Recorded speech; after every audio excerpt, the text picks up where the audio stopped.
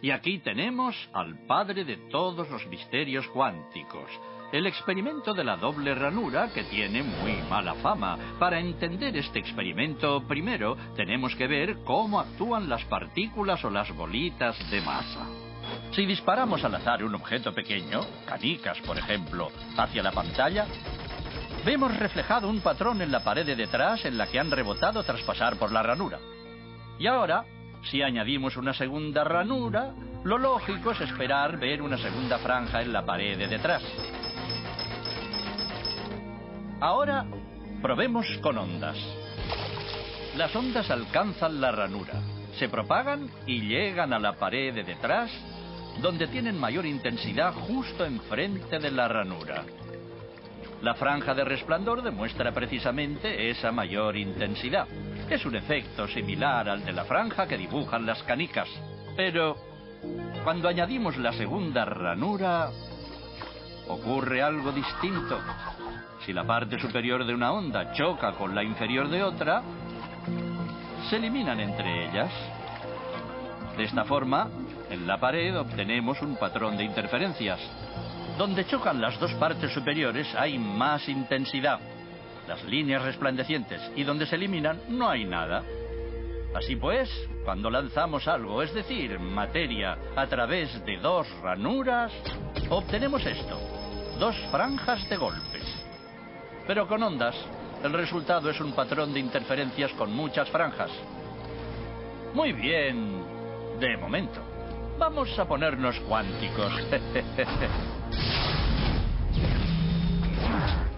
Un electrón es un pedacito minúsculo de materia, como una canica diminuta.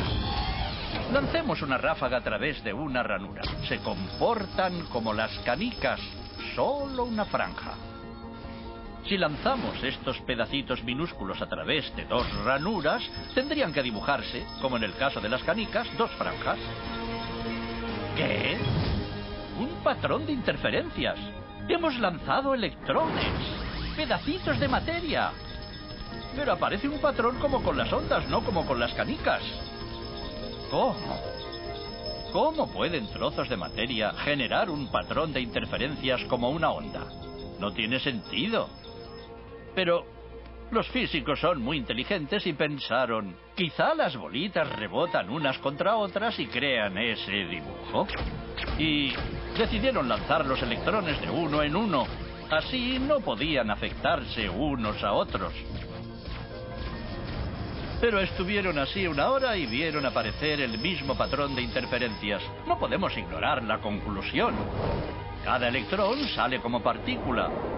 Se convierte en una onda de posibilidades, pasa por las dos ranuras e interfiere consigo mismo hasta que golpea la pared como partícula. Pero matemáticamente es aún más curioso. Pasa por las dos ranuras y por ninguna. Pasa por una y por la otra. Todas estas posibilidades están superpuestas las unas con las otras. El experimento desconcertó muchísimo a los físicos, tanto que decidieron mirar con atención para decidir por qué ranura pasaba en realidad el electrón. Pusieron un dispositivo de medición junto a la pantalla de las dos ranuras para ver por cuál pasaba y lanzaron el electrón. Pero el mundo cuántico es mucho más misterioso de lo que podían haberse imaginado. Cuando miraron, el electrón volvió a comportarse como una canica pequeña. Dibujó un patrón de dos franjas, no un patrón de interferencias.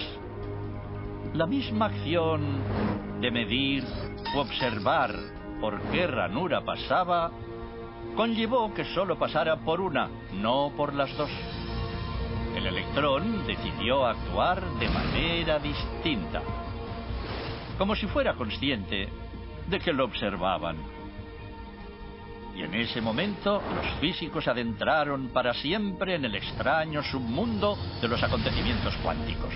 ¿Qué es la materia? ¿Canicas? ¿Ondas? ¿Y ondas de qué?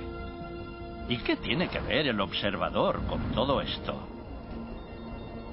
El observador destruyó la función de onda con solo mirar.